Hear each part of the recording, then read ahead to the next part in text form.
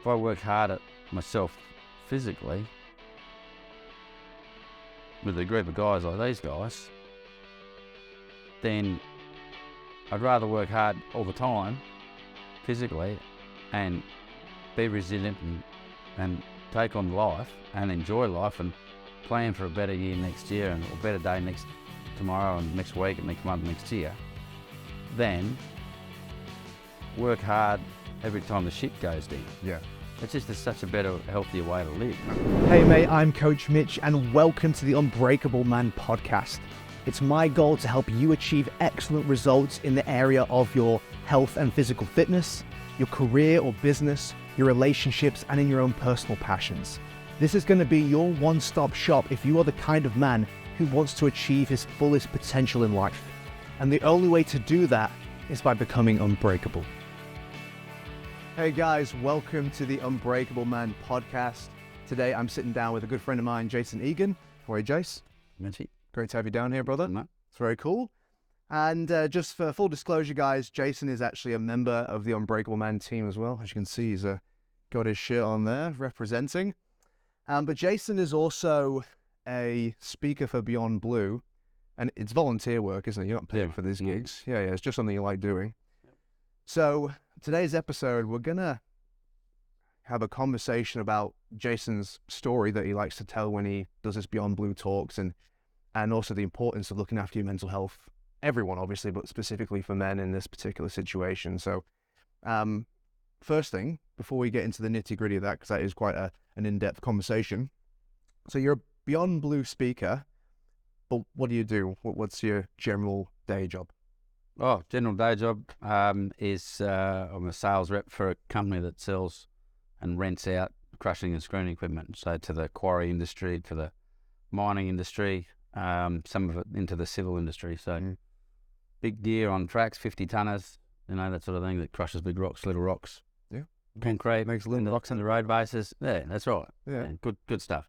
Nice. And you were a quarry manager. Yeah, I was in quarry and concrete businesses for probably 25 years, and then opportunity came I had to change my career to get my kids 50-50. There's an opportunity, an offer there to have my kids 50-50, and the old career didn't allow that flexibility to do that. And so the guys that I worked for, 3.5 years ago, we had a chat, and I said, yeah, come on board. And so, yeah, it's been a bit of a learning curve, been on the other side of the fence and selling equipment to I guess people that were doing my job. So, it was very great because I was able to get my girls back for a while there, and it was good. Nice, and that's a big thing for the mental health as well. Yeah, and the job is it's an excellent change. It's something that I never planned to do, but in the first 6 months, 12 months, I thought, geez, what am I doing? But I look back now, and it's been a bit of a godsend, to be honest. Meeting lots of people, travelling, across Queensland, half of New South, and going a lot of sites. I always enjoyed doing that, but could never get to many because it wasn't my key role. So now I get paid to travel, meet people, go to different sites, learn different things, and then pass on my learnings and solutions to others. And every now and then they buy a bit of kit, Mitch. So Cool. When they buy it, that's how I make my money. So yeah, and it's starting to, 3 years on now, and relationships are building, Not trying to sell houses, really. Trying to sell a $1.5 million house don't happen straight away. Yeah. So trust and just letting people know that I'm there to try and help them, not to do them over. Yeah. Yeah. So it's good. Great. That's awesome. And, we will get into the details of it, but I already know that a lot of the work you've done on yourself is what's allowing you to do this job really, really well and enjoy it. And perhaps you would have never even made this change had you not done some of those made some personal changes or internal changes beforehand. So it's pretty cool too. Where are you from? Where did you start out life, Jace? Born in Warrnambool, Victoria. Okay. Grew up in South Australia. Lived in Thailand for 12 months when I was 16 as an exchange student. How was that? That was cool. Yeah, that was fantastic. I really should have done something with that, but I came back and I didn't really fancy sticking around the southeast of South Australia. And my dad was in Dubbo, he moved away, when we were young kids, and so I thought when turned 18, I thought I'll go up and hang out with Dad. So went up there and worked in the shearing sheds, and then played Aussie rules up there, 'cause South Australian, and the captain coach of the Aussie rules side was the quarry manager and offered me a job at a quarry. I didn't even know what a quarry was, and best thing that ever happened. So from a career point of view, and so I did that, and so from there, with my career, took me to from Dubbo to Wollongong to Darwin to Tamworth to Brisbane to Hervey Bay, and then back to Brisbane / Gold Coast for the last 15 years, I guess. I've been both from the coast. So, Yeah. Okay. Good. Cool. So Aussie rules is the sport, huh? Footy must the one. Mighty Tigers. Okay. I don't know if we just lost any audience from that one. Right. Cool. Yeah. Wicked, man. Yeah. Yeah. Well, it's an interesting kind of duo of skills that you've got there. You quarry manager, you sales rep for the company that sells the machines that crush the rocks, and you're also a speaker for Beyond Blue. So how did you get into being in that volunteer position? Get offered that gig in the first place? Yeah, look, it was, I actually volunteered in my in-between relationship between my first wife and my current wife. I was in a relationship for a couple of years, and with that lady, I was introduced to do some volunteering. It was actually at Suncorp at a footy game, selling, I can't remember what they called, but these $50 raffle tickets type thing to raise money for Beyond Blue. So I just said, yeah, I'll come along. So I put the bloody green wig on and the green apron and go and sell tickets to raise money. So it was basically through that I met some, afterwards you sort of congregate at the tent and, pass over your tickets and whatever and your money. And the discussion just rolled on about, being a speaker. So I never interacted with Beyond Blue for my own journey. I went around it different other ways. But through that meeting or those conversations, then an opportunity came up to take a day off and go to do the speaker training, more so an awareness where these people that have offered their time to say, okay, well, there's a few rules that you have to do, and then someone came in and spoke, and you tell your story, but you got to stay on the tracks, and none of this blaming other people about your journey, and it's your journey, and you actually end up writing out your journey to begin with. Like, this is 5-6 years ago. You write that out, and then you send that in so they can just drive it the right way, because you're about to, go out into the big wide world and tell your story. And they encourage you to, with parts of your journey, just let those people know that are part of your journey, what you're going to be talking about, which I did, and, everyone's cool. And I guess over the last 5 or 6 years, that story and that journey, well, a lot of it's still similar, but it has changed a lot because my mindset's changed through there. I mean, I remember going back right at the very start. My first gig was at Coomera at one of the big boat builders, and there's like 200 people in a big bloody shed, all of their fluoro gear on. And I said to them right at the start, I said, this is my first gig. I'm going to have to read my story. So I did read my story, and people come up afterwards and so forth and say good day and have a bit of yarn about theirs, and that's what it's all about. But now, the last few years it's changed, whereby it's always a sad story. I'd probably refer to it as a sad sack story, and but these days it's about getting out at the other end. Still talking about the journey, but when you start to take responsibility for all the choices you made and the things that you've put in place now, obviously through UBM, then I sort of start off with that and talk about, the 4 times I was that close to, not being here. So I start off with that, and then I talk about bits and pieces through the journey and more about what I've done to be stronger and more resilient and less angry and all of those things that used to screw me over. Yeah. You know, I mean, look, at the end of the day, I take, you know, I own every single choice in my life now. So, whereas before I didn't, I'd blame situations or blame others. Not all the time, but, you know, different significant moments. And, you know, I have that victim mentality, you know, Yeah. oh, that was shit. That was terrible, you know, Yeah. rah, rah, rah. And sure, shit happens. And it's obviously through UBM that I've realised that, you know, life's never going to be like that. And it's never going to be cool. So by understanding that and then having the tools in place and becoming a more resilient person, when the shit ultimately hits the fan, which it always will, You're prepared I'm for it. prepared for it. So, you know, those talks I would talk about, and I still do, you know, I just refer to it as the black dog, right? And, you know, the black dog would nail me. The black dog would always be around and just nip and, you know, bring it down a bit. But when those 4 times where it fucking nearly killed me. Yeah. One thing that's worth discussing as well, and the reason why this episode is going to be really important, is because the number 1 cause of death for men between 18 and 45 is suicide. Today, seven guys today in Australia won't be here tomorrow. Yeah, because they've killed themselves at their own hand. You know, and it's really sad because all of those things are preventable with the right conversations, the right support, and helping those men develop the right mindset.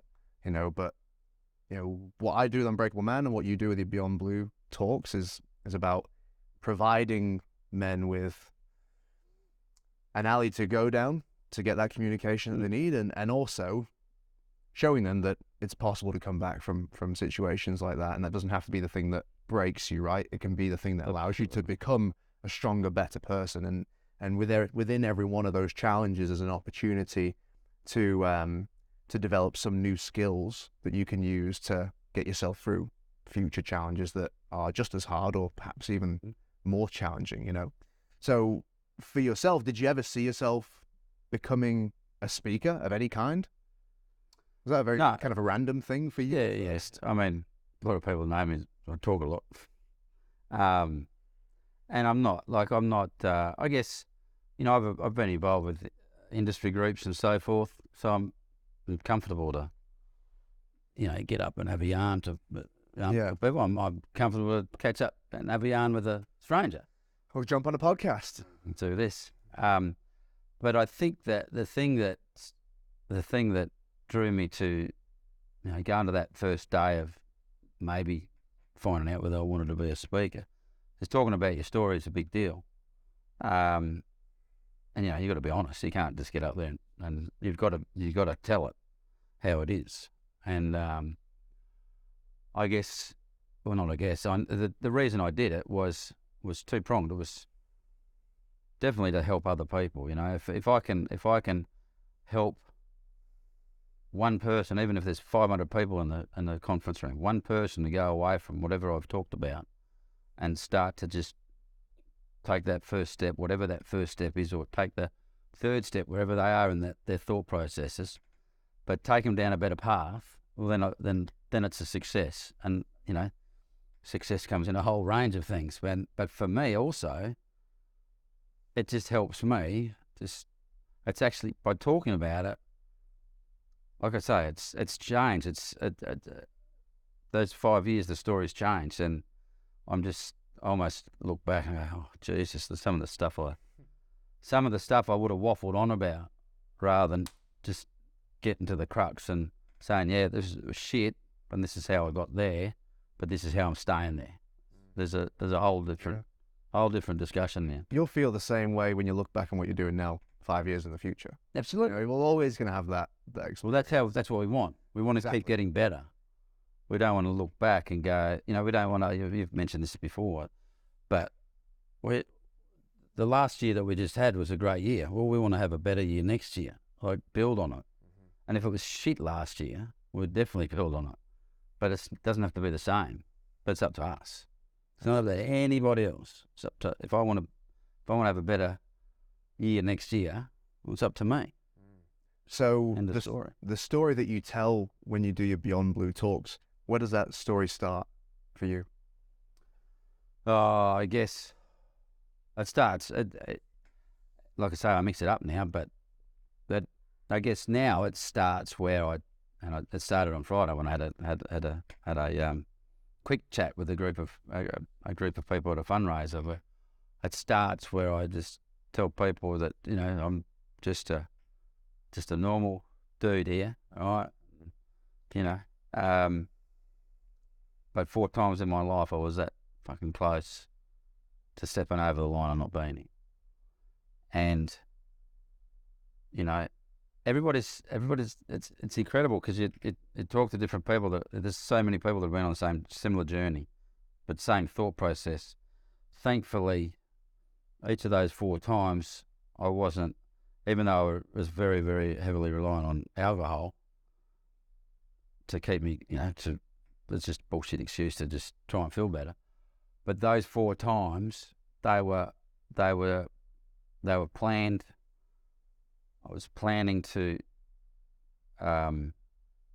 take myself out in an accident, a car accident, and I'd watch what the TVs were, how they were reporting how this accident and that accident, and I was conscious of how clever the police forensic people were about skids and this and that, and each of those things were in my mind. So if I was, when it comes to the time.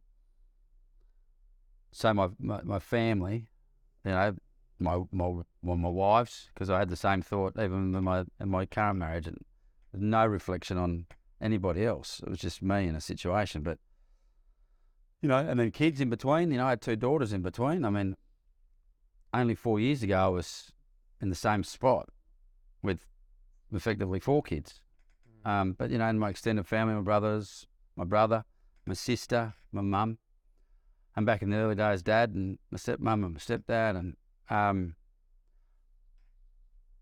thankfully by keeping them in my mindset, that's what stopped me from going over. Plus, knowing what they would feel if that happened. Far out, and I know. Sadly, I've now experienced that, what it's like to lose someone very close. So I'm very, very grateful that I didn't, and I guess definitely by not, and I don't know for what reason, but when I used to drink, I mean I still have a couple of beers now, but when I used to drink heavily, it would take me to a happy place. You can find your happy music and whatever, and sometimes I'd get sad, but most of the time it's happy. Stay up late and ring people at fucking 2 o'clock in the morning. Hey, you go, checking on. So thankfully, each of those occasions where I was at close, I was sober, and I wasn't drunk or blind or obliterated. Right. So sadly, the 2 really, really really close people in my life that have taken their lives in the last 4 years, they were in that place. So I think, there's lots to be grateful for, even though I was that bloody close. Definitely. So when you're in that moment, when you're feeling that way, for those listening, what does that feel like? What's going through your mind when you're in a place like that?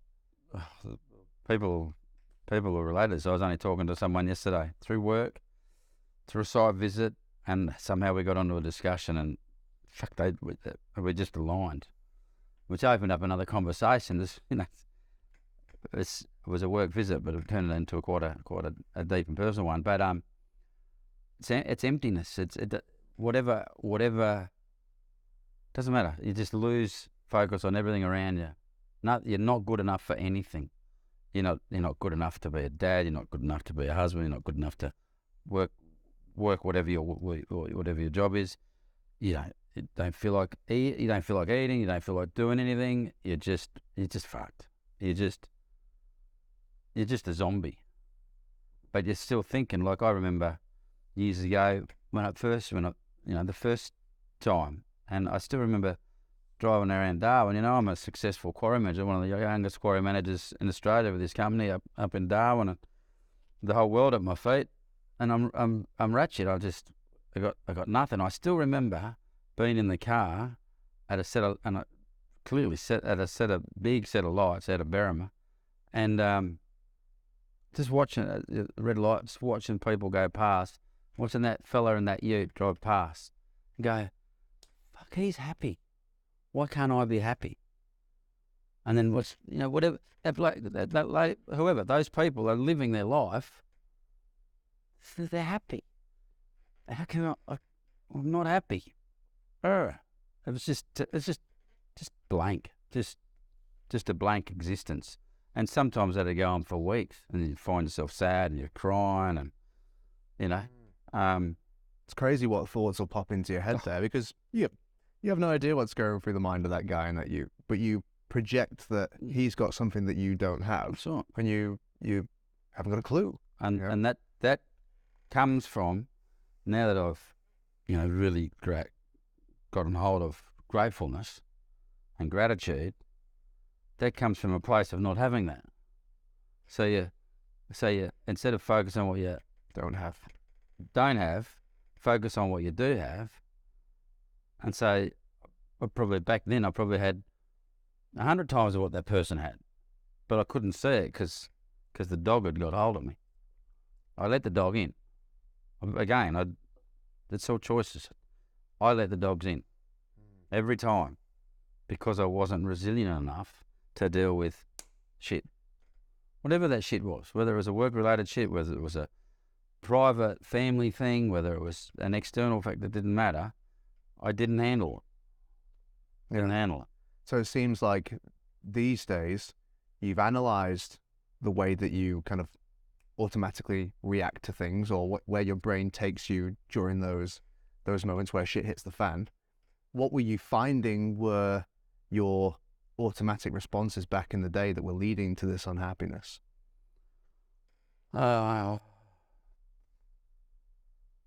Setting, we call them goals these days, but back then, so I had goals, I had dreams, expectations.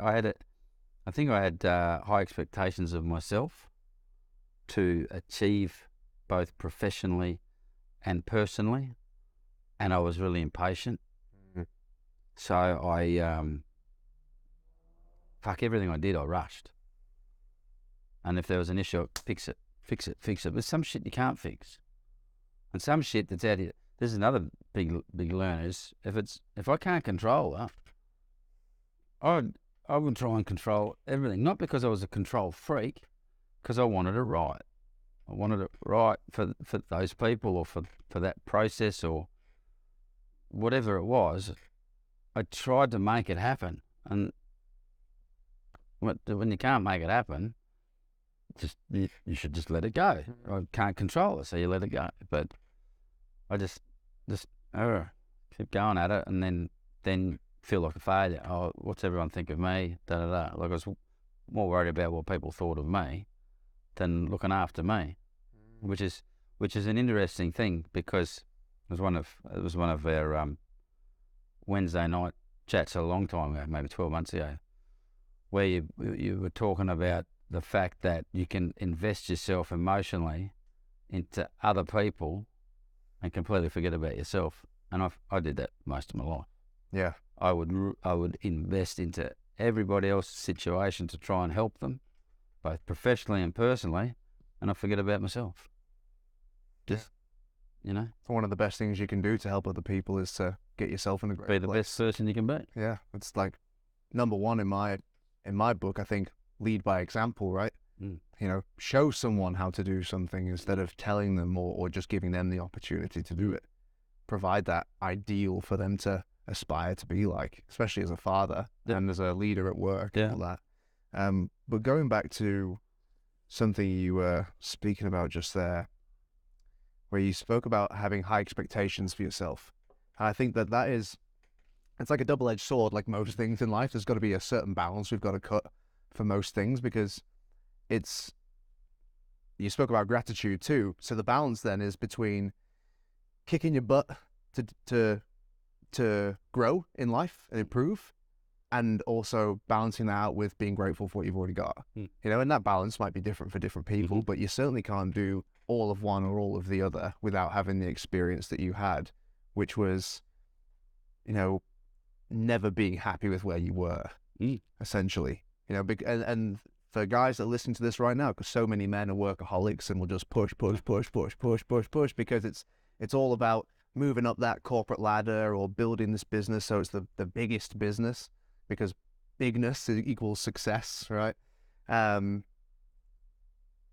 there's always going to be more work to do. There's just never going to come a time where there's not another level for you to achieve. And so if you're never able to be happy on the level that you're on, then you never get to be happy, because there's always there's always more work to do. So that balance needs to be struck between kicking your butt to do better and also being really grateful for what you've already accomplished and the person you've already developed yourself into. I remember clearly 10 years ago talking to my mum, and I was in a bad place, and I was out the backyard of my home, and I said, I don't know what's wrong with me. I said, I've got a beautiful home, I've got a great job, got a wife, got two beautiful kids, and I'm fucking unhappy. I look back now, I was just ungrateful. I wasn't grateful for what I did have. I was too focused on what I didn't have, which I didn't even know what I didn't have. I just knew that I just thought I was unhappy. I didn't think it. I was unhappy, but for the wrong reasons. Yeah. You know, so yeah. I guess it's a part of the journey. Some get it at the start, some get it in the middle, some get it at the end. But there's definitely not the right way to go. Absolutely. It's a great lesson to learn, though, is that importance of looking for the things in your life to be happy about. You know, because you'll find what you look for. Like if you're looking for reasons to be sad, you'll find them. Doesn't matter if you've got a Porsche in the garage and a massive house and a beautiful wife and kids and a big business and all that stuff. If you are looking for reasons to be unhappy, you'll find them. Look, half the songs you listen to. Like these days, I talk to Trace, my wife. I said, "That's a sad song. Why would you want to listen to that?" I listen to happy shit now. I got to focus on that. And just take it down the hill again, you know. So yeah, you're exactly right. Yeah.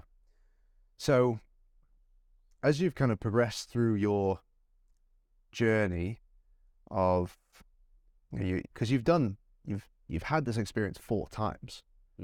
Would you say you kind of learned something after each one of those times, or was it maybe you didn't learn and that's why it kept repeating? Yeah, no.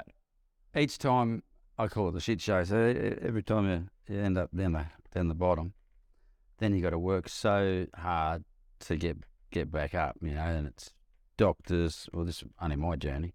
Could be different for others, but then you bust your guts and you go see the doctor. Sometimes take medication. Sometimes I didn't. I still have a psychologist. I haven't seen him for a long time, but I go back and see Pete. Go through the tools, and away we go. And I'd get back. Sometimes it'd take a few weeks. Sometimes it'd take a few months. I get back, but that nip was always there because I didn't nail it at all. So again, I didn't have the resilience and didn't have the gratitude, and I still had the anger and all those sorts of things. So right through those. So it's 4 years ago. It was probably the last time. So what's that? That's 2019, and the first time was probably, so what's that? It's 20 years. So 4 times in 20 years, and so all of those occasions where the shit show really happened, different things, different whatever would come on. So without that resilience and with it, psychologists were great. He was great, but I actually had different ones, but I stuck with one in the end. But you got these tools and so forth. But I don't know. I stopped playing footy when I was 30, when our first daughter came along. And that was a conscious choice. I wanted to be a dad. It's quite hilarious because, well, not hilarious, it wasn't good because once I didn't have that team sport thing, and even though I'd had, which actually, if I look back, while I was playing footy after the first time in Darwin when I was down the shit show, so it was Darwin, so yeah, playing footy was good for me, but then I stopped and I focused on work and focused on being a dad, but I wasn't the best dad. Again, I can put my hand up with that. Yeah, this whole, a lot of people talk about it, physical health, mental health, the chicken or the egg. And I think it's different for everybody, but for me, what I've finally worked out in the last 18 months with you guys is that you've got to be fit and healthy and have some good, like everybody talks about it, but it never went in. Was, eat well, sleep well, exercise well, and then you'll be well. Well, fucking hello. So, I think that was the missing ingredient in amongst that 20-year period. Because now, quite honestly, I tell people now that I've let the dog off the chain and the fucking thing's run away and there's no nipping because it's gone. But I've got to work at that. So instead of working hard on pulling myself up out of the shit and like really hard, everything's turned to shit and then you've got to rebuild effectively. And there's relationship breakdowns and all of that and so forth. Marriage is, divorced, and then the second relationship changed. But now, if I work hard at myself physically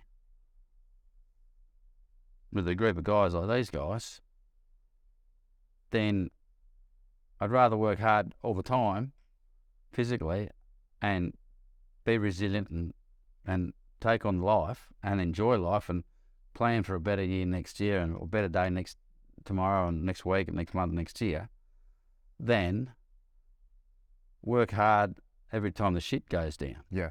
It's just such a better, healthier way to live. Absolutely. And I think that for most guys, they're living in that reactive state where it's like, until something really goes wrong, I'm not going to make it a priority to fix it. And health is a big one. So many blokes will have heart attacks before they do anything. Like we know a great guy who gets gout all the time, and he knows why he gets gout. But even that's not enough to get him to work on changing the things that he needs to change. So at what point do we start to take action? And what you've discovered is that, okay, well, instead of waiting for things to go wrong before I try to fix them, I'm going to strengthen everything by being proactive. Yeah. And working on myself internally, working on myself physically, getting around good people. And that means that even if one of those days happens, I'm in the best possible situation to deal with it. It's interesting to talk about the physical and the and the mental, right? So when I go to workplaces, like a workplace where you've got pre-start meetings and so forth like that, I talk about if, let's say we're workmates and we're not, we should be always checking in on each other, right? Saying it over. But if you're doing something stupid like not locking out a conveyor, for instance, say isolating it so it doesn't start and takes you up. So if you don't, and I'd come up to you and say, you need to lock that out, and okay, that's good. So I'll check that and whatever. Now if I see that you haven't locked that out, but I don't say anything, and then later that afternoon, someone starts to fucking thinking you're in there and your arm's fucking gone. Right? Yeah. That's the bad situation, or worse, you fucking die, right? Then I haven't done morally, I haven't done the right thing. Forget about the laws of the land or whatever.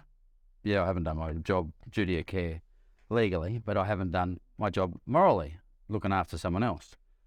So I talk about that, and then I talk about, how would we feel as 20 guys in a pre-start meeting, and Mitch isn't here because Mitch is in hospital because his fucking arm's gone. Well, we feel all pretty fucked, pretty shit.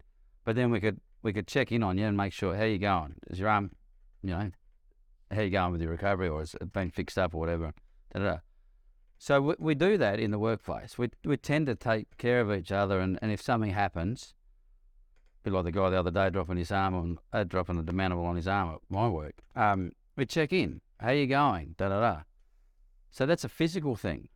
But a mental thing, it's starting to happen now. There's a lot more out there with workplaces and so forth, which is really, really encouraging. But if Mitch isn't here tomorrow at the pre-start, but nothing's happened, like at work, what's wrong with Mitch? Oh, well, he must be crook. Okay, well, I hope it gets better. But a lot of the time, that Mitch isn't, that Mitch isn't here because he's got shit going on in his life and he's struggling. But if we keep talking about it and just do the same as what we would if we're looking after Mitch to save him from physically from locking out and not having an injury, and we know how you get to know your guys at work. Some guys talk, some guys don't, some guys will, some guys won't. You can lead a horse to water, can't make a drink, all that. Yeah, get it. But we know our mates at work, been there for a while, new guys, whatever. You'll know. And we've got an obligation, I believe. Well, we've got a legal obligation, but a moral obligation to just check on. And some people will click and some people won't. So if you see a guy that's behaving differently or whatever, you might have to ask a few times. You might not ever get it. But if you don't ask, fucking something happens. It's fucking terrible. Absolutely. And, you're right. Some guys have a heart attack. And the fucking light bulb fucking moment goes off. Some people like me, 4 times. It never really clicked until probably 2 years ago. How lucky am I? But some guys aren't here today because it never fucking clicked. That's fucked. Like we said before, it's seven a day at the moment. And there's so many of us out there with the same story.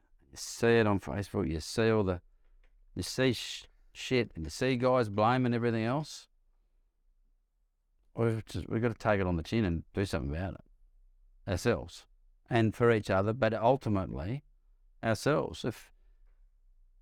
Take control of it. It's not. I was going to say, what's the word? It's not easy to do, but it's not hard to do, and you can do it. If I can do it, anyone can do it. It took me 20 years, and thankfully I'm still here. Yeah. And, some people don't have that family to think about like I did. I get that. There's different reasons, but there's going to be other things in your life. And if there's not things in your life, fucking go and find them because they're out there. That might be half the reason for a lot of people. I have nothing in my life. I have nothing keeping me here, so what's the point of staying? But they do this. Experiences out there. There's journeys. There's people. It's your future. It's your future that you're losing. You're missing out on. So I think that part of it is the idea of things are crap and they're not going to get any better. If that gets into your mind, then you feel like everything is going to be a push from here forwards, right? Snowball. And that's where that making sure that you are able to communicate it is so important. There's obviously initiatives these days like it ain't weak to speak and that kind of stuff, which is really good. And there's, like you were saying before, there's more resources for fellas on work sites. Having people who's like part of their job description is to keep an eye on the lads at the work site and have those personal conversations if possible. But I think if you cannot talk about a problem, solving it it becomes damn near impossible. Like some things maybe you can solve yourself, but even then I think that any solution that you come up with yourself without being able to speak about it, if you're just not speaking about it because you don't feel like you can or you're confident, your solution's still going to, I don't think, encompass the whole issue. I think because you're missing out on valuable perspectives that you could be exposing yourself to by having that conversation with someone else. Perhaps if you're lucky enough to have a conversation with a guy like you who's been through it 4 times and now finally feels like the lesson has sunk in and he's made those changes in his life. because that's when you get the opportunity to speak to someone who's solved an issue that perhaps you feel is impossible to solve right now, then it just puts that little pinprick of light at the end of the tunnel and makes you go, okay, it's possible. I don't have to be like this forever. I might not know how to fix it right now, but someone's done it before, and I know this bloke personally. Fantastic. I can learn off this guy. For yourself, when you were going through those things, and you've had psychologists, which is awesome. Again, guys, if that's you in that situation, get some professional help if you haven't got anyone else to talk to. Like, it's unfortunate that a lot of blokes just don't have a family or member or a friend who they can have these conversations with, but reach out, get on the phone to Beyond Blue or one of those organizations that are like that, and because they'll jump on the phone with you and have a conversation with you and point you in the right direction, which is fantastic that those things exist. But being able to talk about it is an essential part of the process, I think. It's huge, and just because I'm a speak for Beyond Blue, if reach out to something, it might be mates in construction, it might be Lifeline, whatever, there's so much out there now, and guys just need to do it. But from a Beyond Blue perspective, they used to be called K10, but I've just since realised I've gone on the website, and before I sent it out to a couple of people last week, but there's a self-assessment on there. So if you're feeling ordinary, it takes you less than 30 seconds to get onto Beyond Blue, and self-assessment. I think it's 10 questions, and you can do that anywhere. You do it on your phone and wherever, whether it's at work or at home or whatever. And if you answer those questions honestly, you will get an accurate understanding of where you are, whether depression or anxiety, wherever you are, and then there'll be some steps here for you to follow. Like, reach out to that. The general thing is, you go to your doctor, but I've seen mates go to doctors and they haven't even given them a self-assessment test. Work that out. But do your self-assessment, go to your doctor, and the doctor will help you go through things, or go through Beyond Blue or one of the other guys, one of the other organisations, and you've got to help yourself. You can't fucking sit around waiting for it all to come rosy, because it ain't. You sit around, it's going to get worse. Do that, it's just going to get worse. It's not going to get any better. So this is where the whole realisation of owning your own choices and taking responsibility. For those who are just listening on Spotify, what Jason just said there is, if you try to drink your problems away or do drugs, then it's just going to make the situation even worse. Doing the whole Some people are just listening to doing the actions, but it's just an ongoing. Just nothing will change. Nothing will change until you do it. Yeah.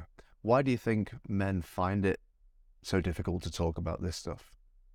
Because we're men. We're strong. We're the leaders. We're this. We're that. We're the courageous ones. We're the tough ones.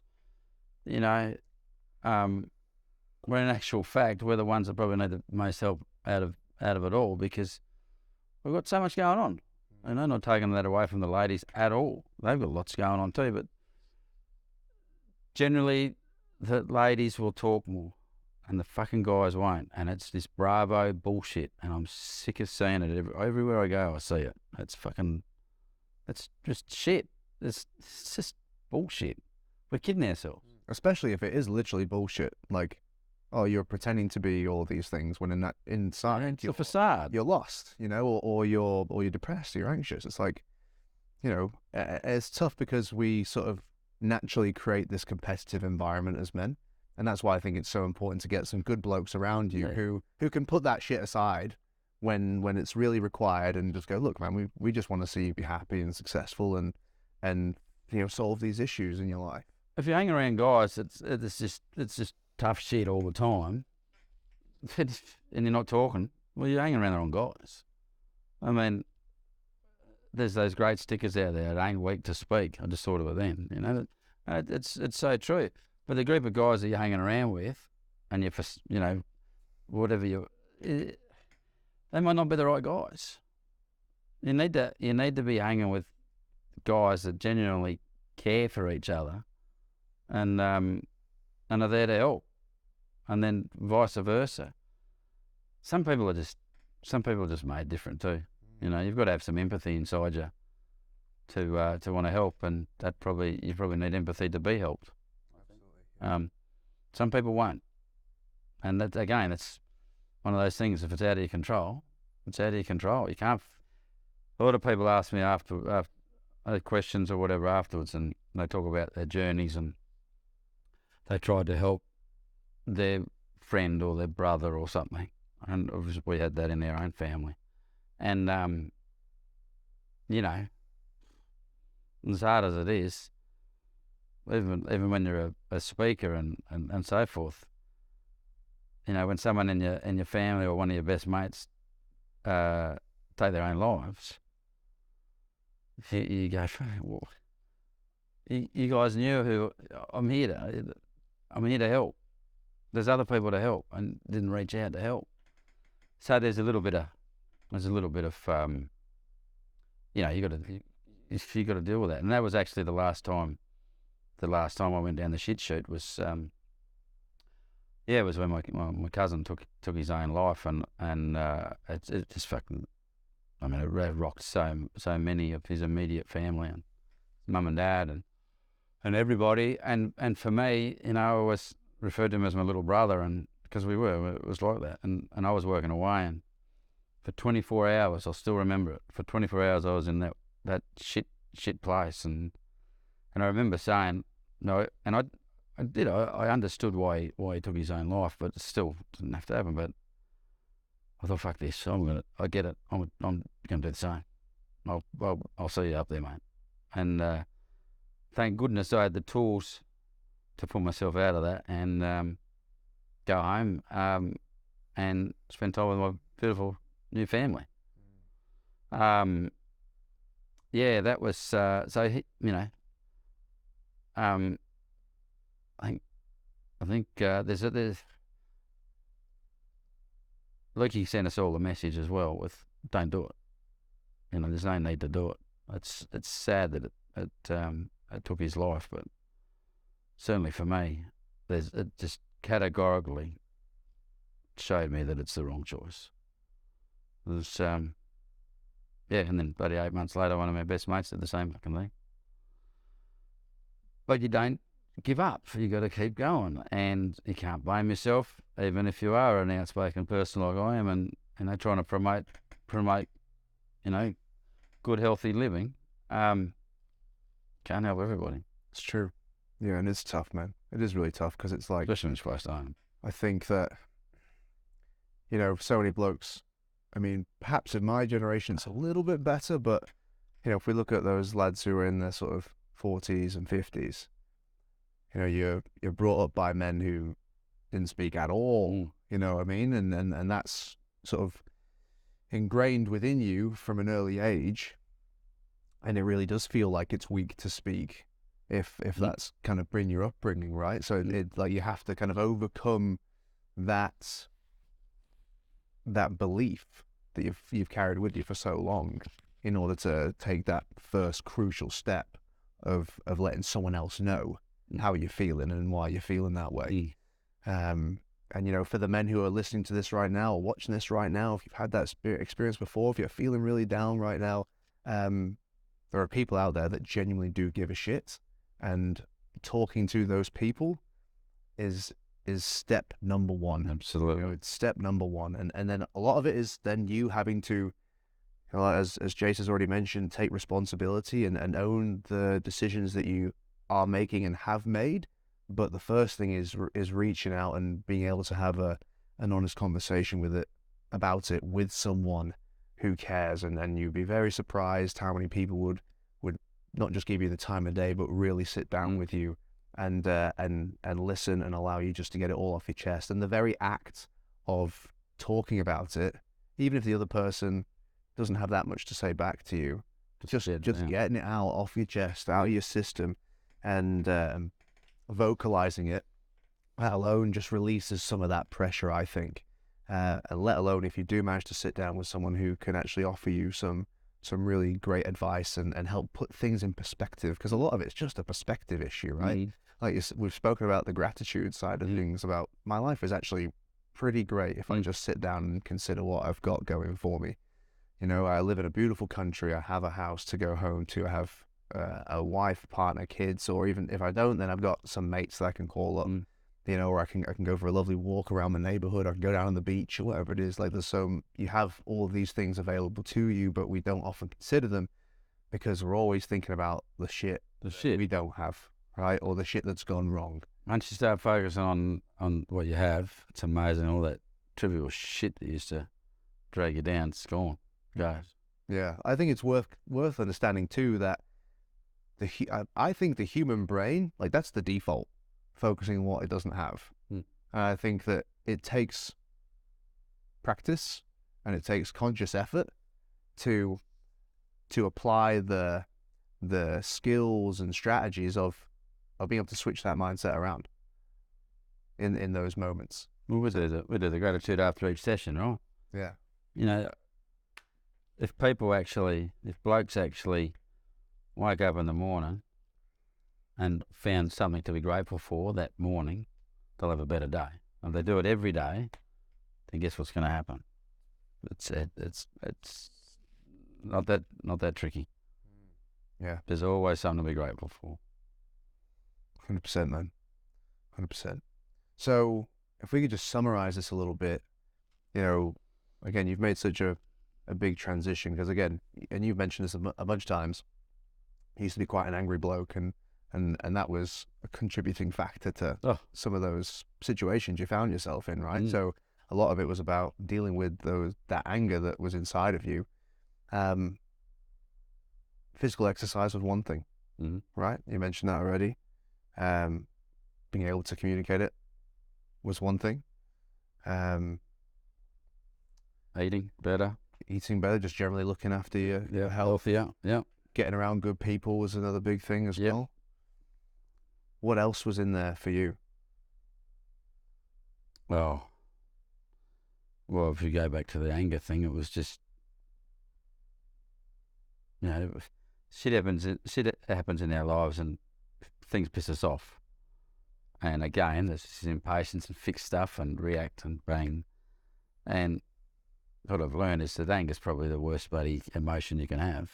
Well, I can have anyway, because I'll just try and fix it straight away and say whatever I've got to say. Whereas nowadays, is that I just stop, as often as I can, which is probably 90% of the time now.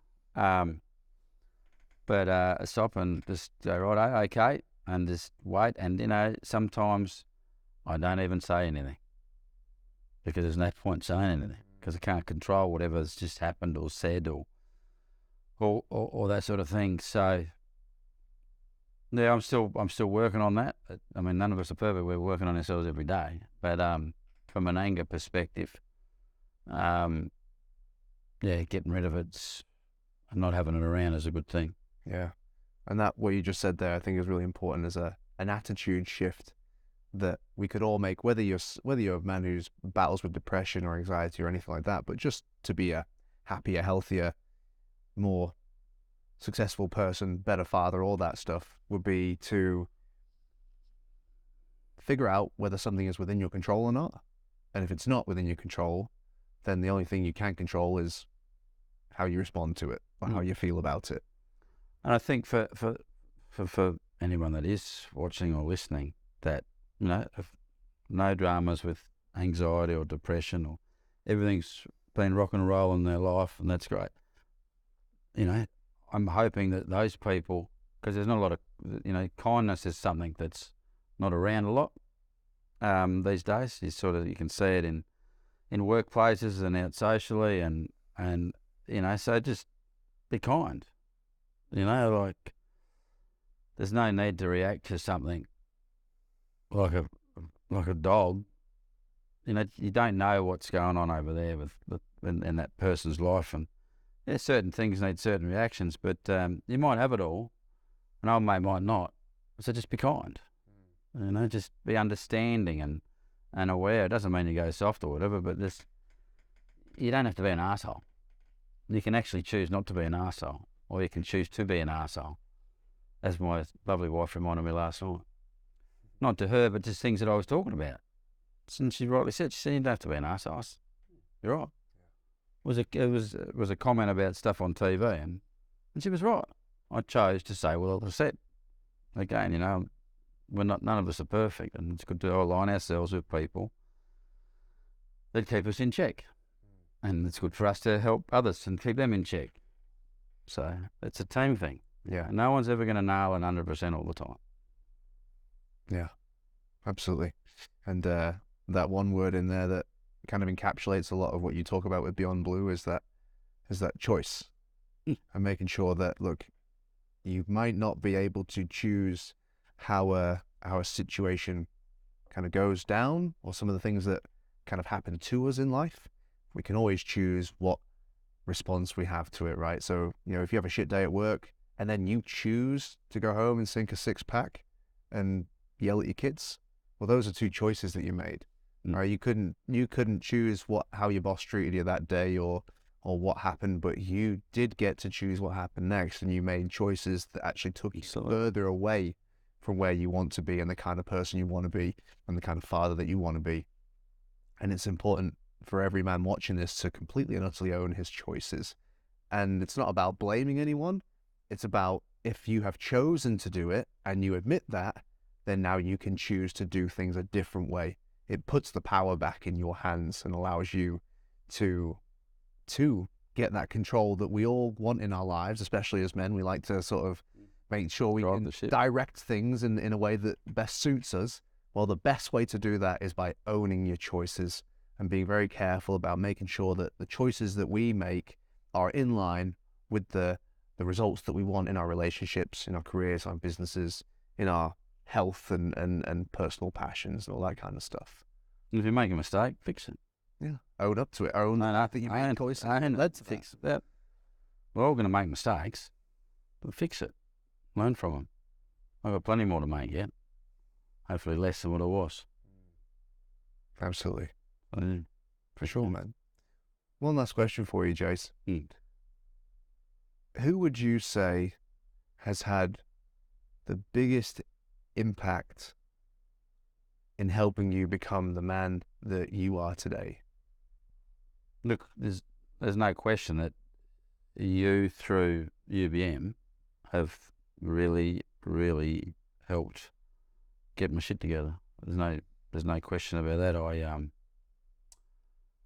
I talk about that with many people, many of my mates, much of my family. They are aware of what I'm doing. I let them know what we're up to. We do some crazy shit. I let them know about the basics that we've talked about today, and gratitude and those sorts of things. So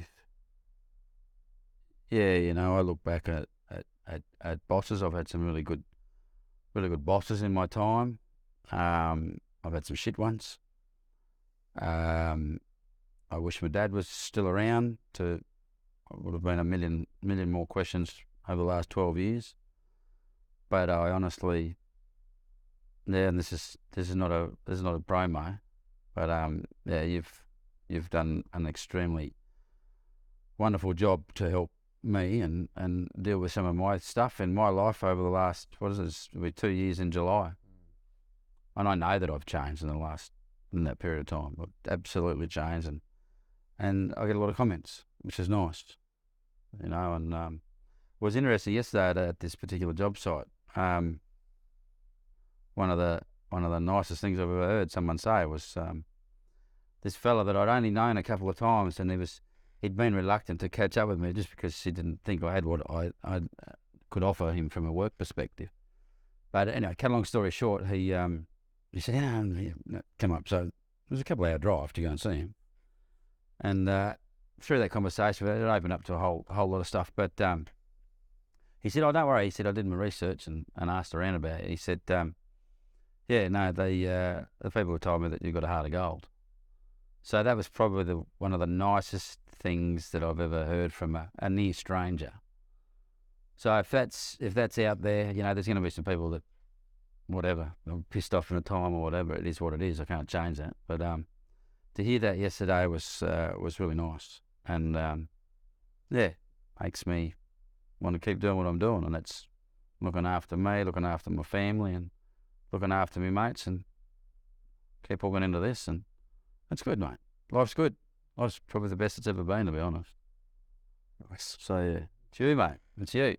Cheers, Chase. No, and that's genuine. It's not this is not paid. I'm not getting, definitely not. That was a question that I wasn't expecting. So yeah. Awesome. Thanks, Mitch. Yeah, Good. man.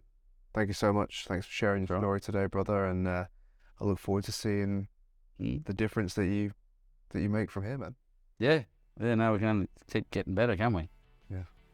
So yeah, bring it on. And helping others. Absolutely. Yeah. Cheers, guys. Hey, mate, I hope you enjoyed that episode of the Unbreakable Man podcast.